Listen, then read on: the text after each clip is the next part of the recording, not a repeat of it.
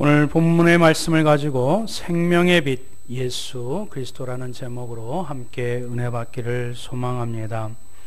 오늘부터 성탄절까지 예수 그리스도에 대한 말씀을 함께 나누고자 원합니다.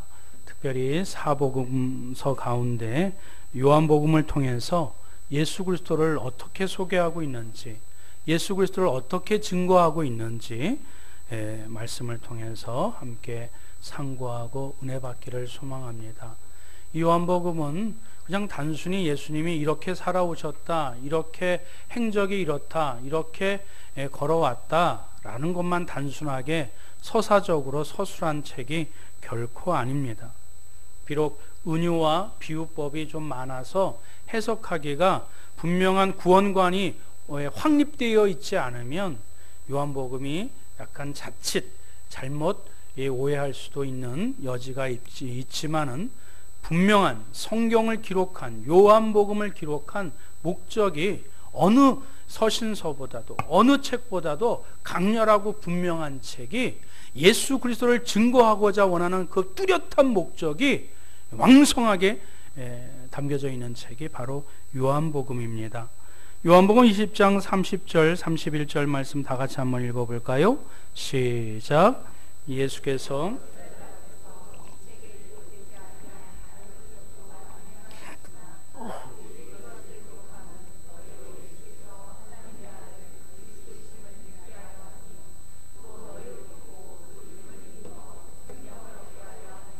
아멘. 요한복음을 기록한 목적이 분명하지요. 이것을 기록함은 예수님이 우리의 구원자이심을 믿게 하기 위해서 이 성경 말씀을 기록했고요. 또 우리가 믿음으로 말미암아 더 생명을 얻게 하기 위해서 요한복음을 기록하고 있대요. 여러분들 지금 생명 있잖아요. 살아 있잖아요. 그런데 믿음으로 말미암아 그 이름으로 말미암아 참 생명으로 이르게 하기 위해서 오늘 이 서신서를 이 요한복음을 기록하고 있음을 우리는 분명하게 기억해야 될 줄 믿습니다. 그러니 인생을 살아가는 데 있어서 단순한 호기심을 충족하기 위해서 요한복음이 기록되어 있는 것이 아니에요. 어떤 직접 욕구를 채워주기 위해서 이 복음서가 기록된 것이 결코 아닙니다. 인생의 난제나 아니면 내 삶을 윤택하기 위한, 부자가 되기 위한 비결, 비법이 기록되어 있는 책이 결코 아니에요. 이 책을 기록한 이유는 예수 그리스도가 하나님의 아들, 독생자 예수 그리스도가 우리의 모든 죄를 담당하신 유일한 구원자시요, 그분을 믿음으로 말미암아 참된 생명으로 나아갈 수 있도록 일러주고 가르쳐준 책이 무엇이라고요? 요한계시록입니다. 그러니 오늘 말씀을 통해서 예수 그리스도가 누구인지 분명히 믿고 참된 생명을 거머쥐시고 또 그 기쁨을 우리가 누리는 그 은혜가 저와 여러분들에게 있기를 주님의 이름으로 축원드립니다. 성경은 생명의 빛 예수를 첫 번째로 그 빛은 영적인 빛이라고 얘기를 해주고 있습니다. 영혼을 살리는 빛이라고 얘기를 해주고 있어요. 무슨 빛이라고요? 영적인 빛. 그 예수 그리스도를 영적인 빛이라고 얘기를 하고 있습니다. 오늘 본문에서 예수님을 빛으로 묘사를 하셨어요. 우리 4절 말씀 한번 볼까요? 시작. 그 안에 생명이 있었으니 이 생명은 사람들의 빛이라. 예수님을 무엇이라고 지금 묘사하고 있어요? 빛이라 묘사해 주고 있습니다. 하나님이 천지 창조하실 때 제일 먼저 창조하신 것이 무엇이지요? 빛이 있으라 하심에 빛이 있었더니 하나님의 보시기에 좋았더라.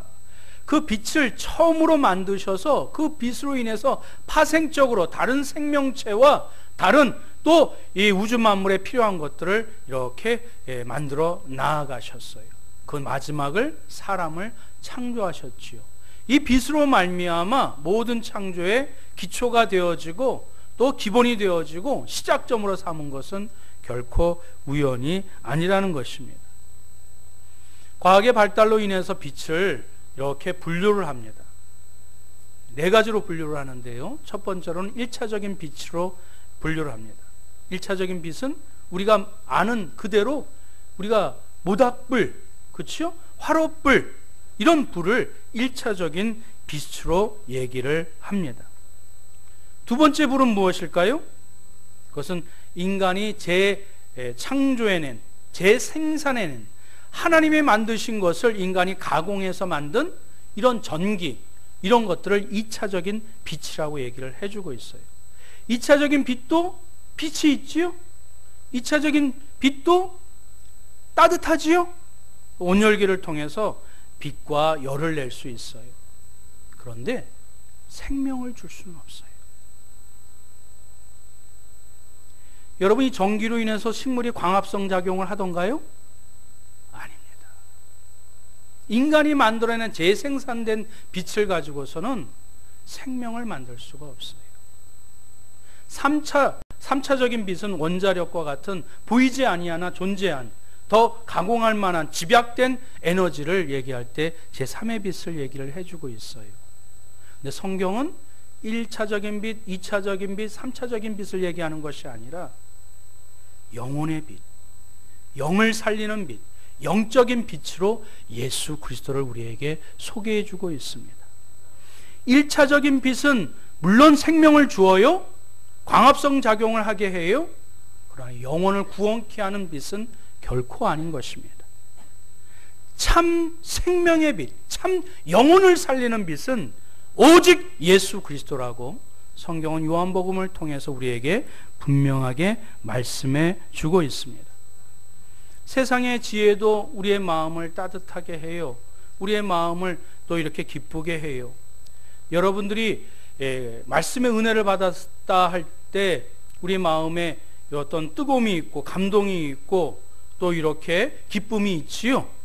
그것은 하나님의 생명의 빛을 여러분들이 그대로 쐬이고 그대로 받아들여서 나타내는 믿음의 양상, 반응이 따뜻하다, 은혜롭다, 기쁘다, 그것이 빛에 대한, 영적인 빛에 대한 반응인 것이에요.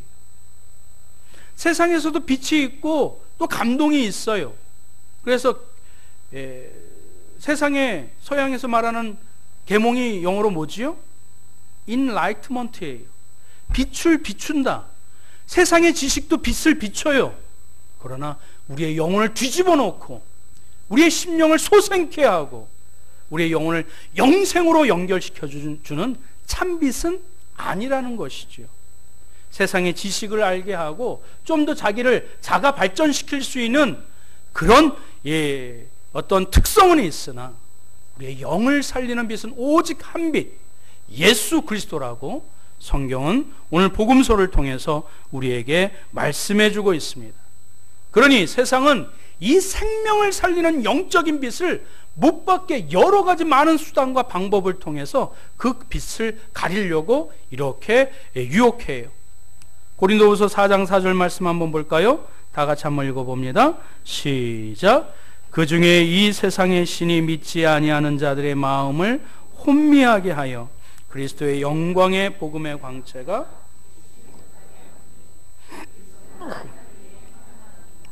아멘. 이 세상에 신들이 있어요, 없어요? 있어요, 없어요? 이 세상에 신들이 있어요.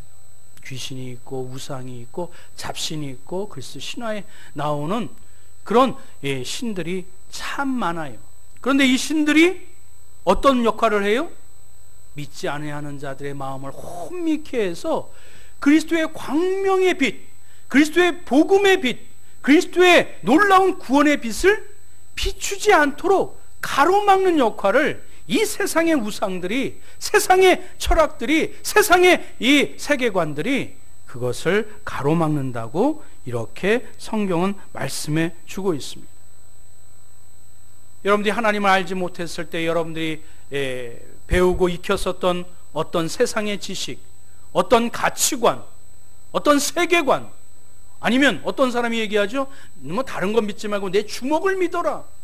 그러면서 자기가 옹고집처럼 생각하는 그런 어떤 이 사상 논조와 철학을 가지고 하나님의 빛이 비춰지지 아니하도록 가로막고 그것을 거절하고 거부하는 이 세상의 이 여러 가지 것들이 있다라고 성경은 날카롭게 우리에게 말씀해 주고 있습니다.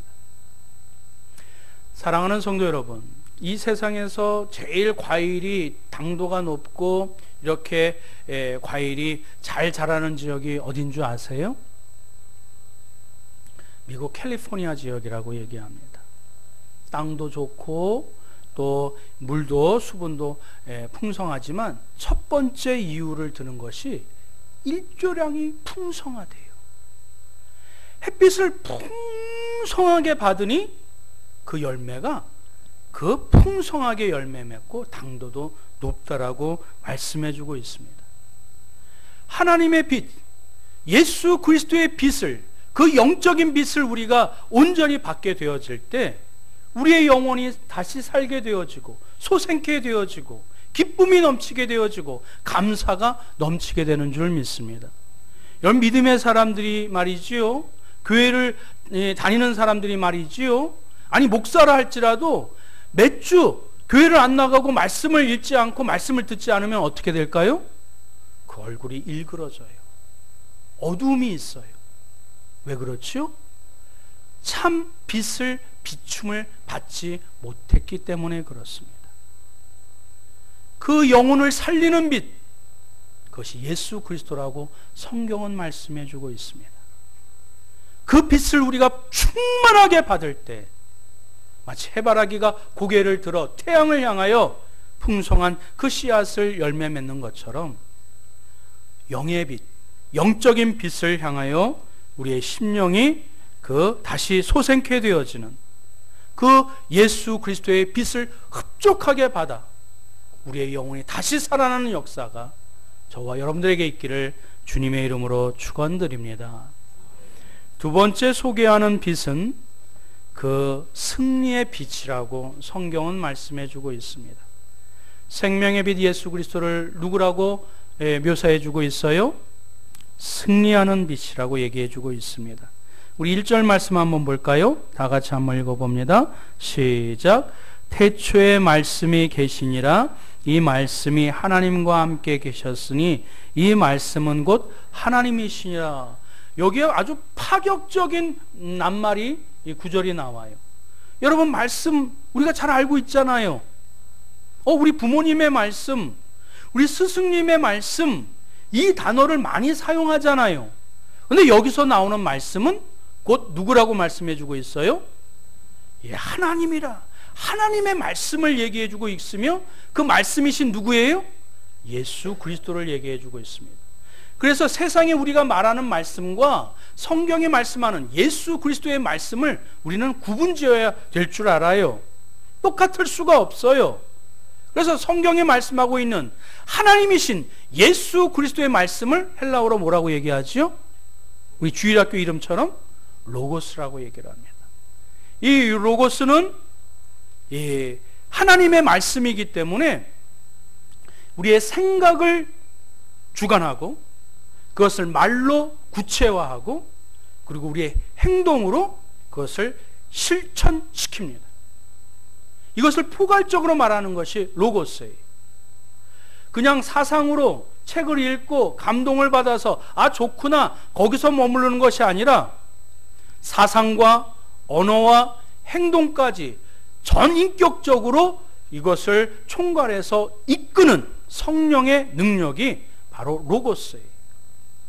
그러니 말씀을 들으면 믿음으로 여러분이 수납하게 되면 내 안에서 갈등이 일어나요. 왜 그렇지요?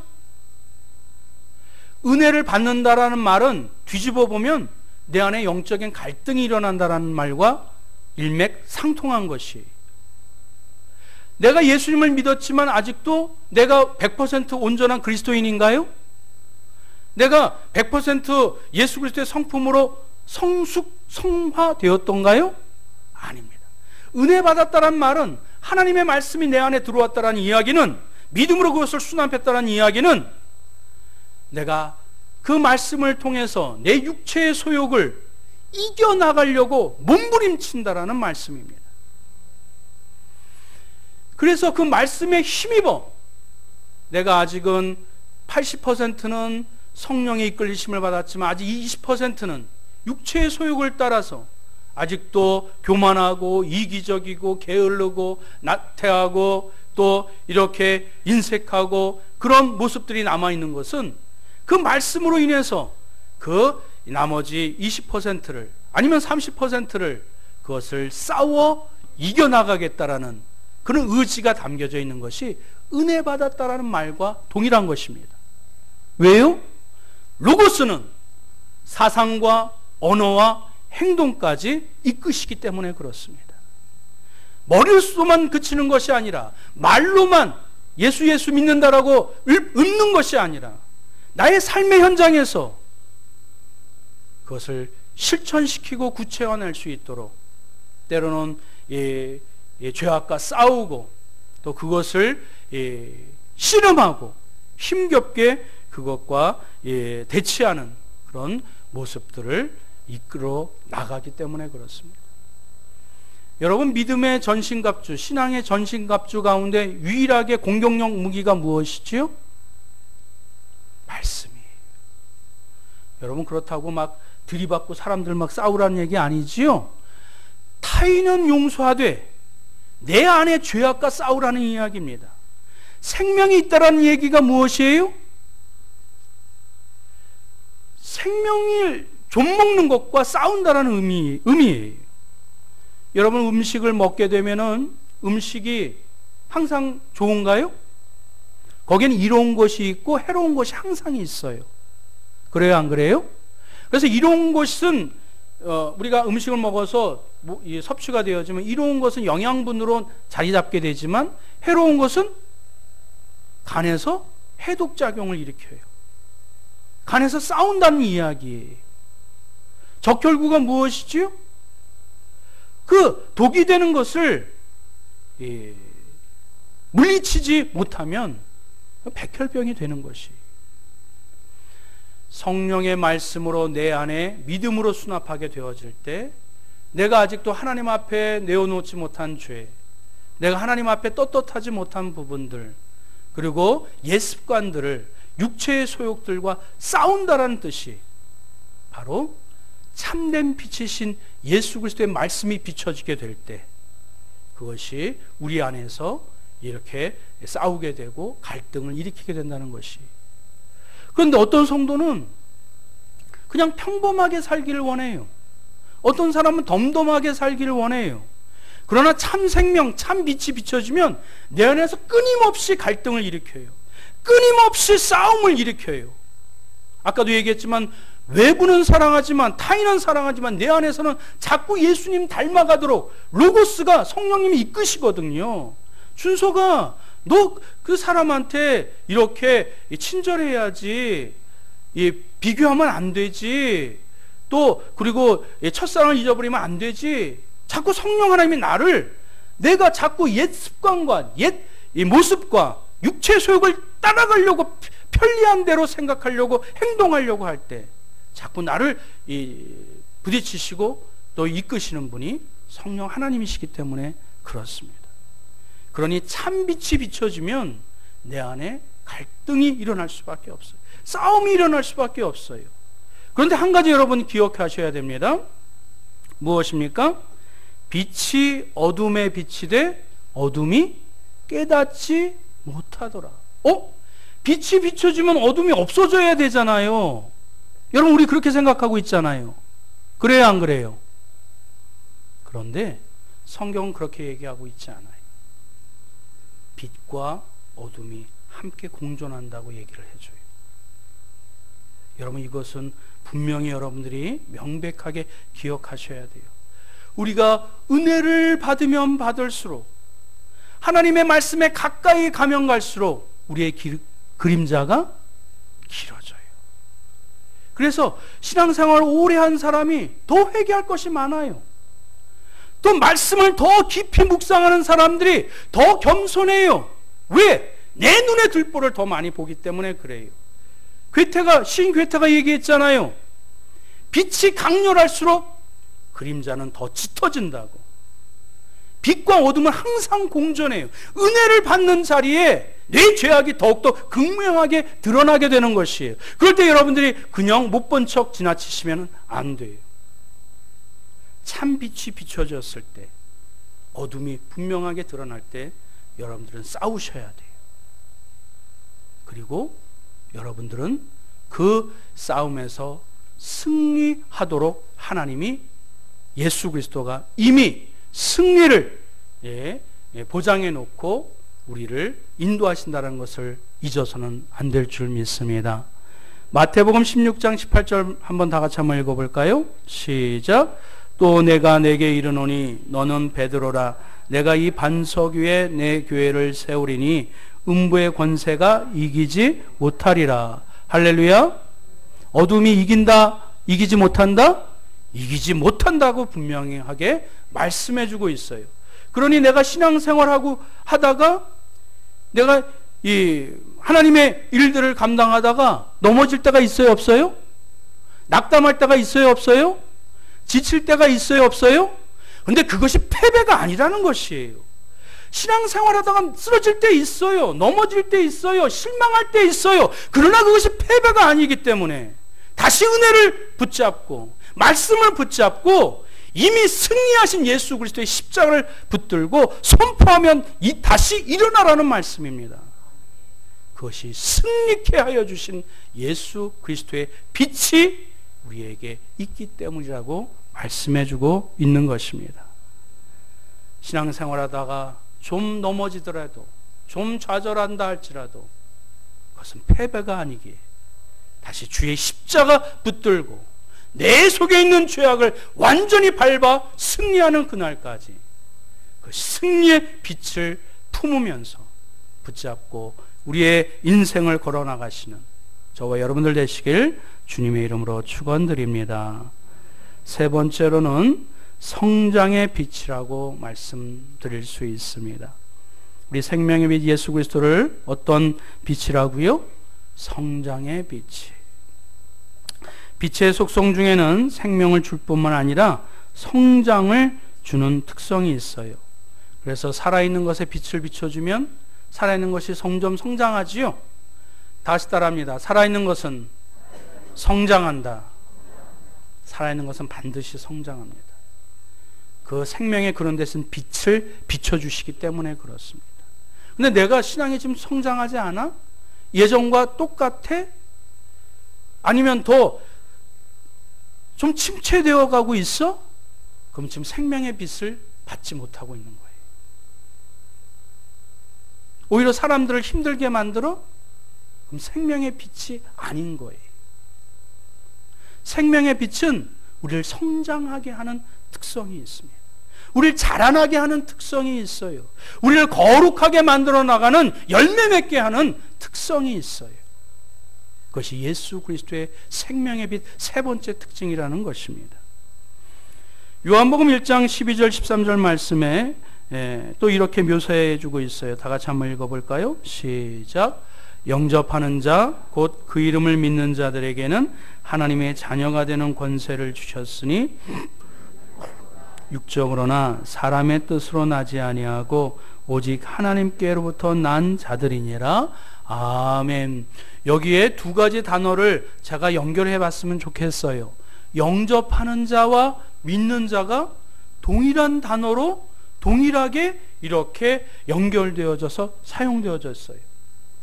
영접한다는 뜻이 무엇이죠? 받아들인다라는 이야기. 믿는 것은 믿는 것이에요. 여기서 신학적인 용어로 믿음의 수용성이 나옵니다. 믿음은 받아들이는 거예요. 믿음은 뭐라고요? 받아들이는 거예요. 그저 이 물을 만난 흡수하는 스펀지와 같이 그대로 받아들이는 것이 믿음이라고 성경은 말씀해주고 있습니다. 예수 그리스도의 말씀을 하나도 의심하지 말고 그대로 수용하는 것이 믿음이라고 말씀해주고 있습니다. 내 경험과 내 생각과 내 의지가 가끔 뛰쳐져 나온다 할지라도 그대로 하나님의 말씀을 그대로 수용하는 것이 믿음이라고 말씀해 주고 있는 것입니다. 아까도 말씀드렸었던 것처럼 캘리포니아의 그 과일들이 그 햇빛을 그대로 수용하기 때문에 그런 당도 높은 열매를 맺는 것처럼, 마치 태양열 지별판이 햇빛을 그대로 받아서 그 더 높은 효율적인 에너지를 공급해 주는 것처럼, 여러분들이 주님의 말씀을 그대로 가감없이 수용하고 받아들일 때 우리의 믿음이 성장하고 더욱더 성숙되어지고 성화되어가는 줄 믿습니다. 그 성장의 빛, 예수 그리스도와 함께 세월이 갈수록 더 성장하시고 성숙되어지시는 믿음의 모습이 저와 여러분들에게 있기를 축원드립니다. 이제 말씀을 맺겠습니다. 어떤 사람이 미래의 약속, 미래의 보장이 있다라고 하면 그의 마음이 초조할까요? 아니면 여유가 있을까요? 여유가 있겠지요. 옛날 속담에 새마을호를 타는 사람하고 비둘기 타는 사람하고 그 기차 타러 가는 모습이 다르대요. 아시죠? 새마을호는 좌석이 다 있어요. 그러니까 여유롭게 걸어가요. 근데 비둘기호는 어때요? 좌석이 없어요. 빨리 가서 앉는 사람이 임자야. 그러니까 막 역에서 막 뛰어가.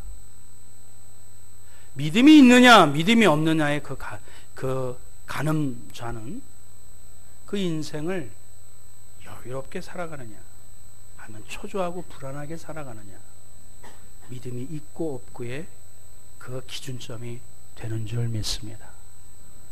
우리를 구원하여 주신, 이미 2000년 전에 생명의 빛을 우리에게 비춰주신 예수 그리스도를 여러분이 믿으신다면 이미 내세의 구원뿐만 아니라 그 현세의 구원뿐만 아니라 내세의 구원까지 하나님께서 다 이미 준비해 놓으시고 이뤄내 주셨어요. 그것을 믿는 믿음으로 그 생명의 빛이신 예수 그리스도와 함께 여유롭게 넉넉하게 한 해를 잘 마감하시고 새해를 소망으로 준비하시길 주님의 이름으로 축원드립니다. 아멘.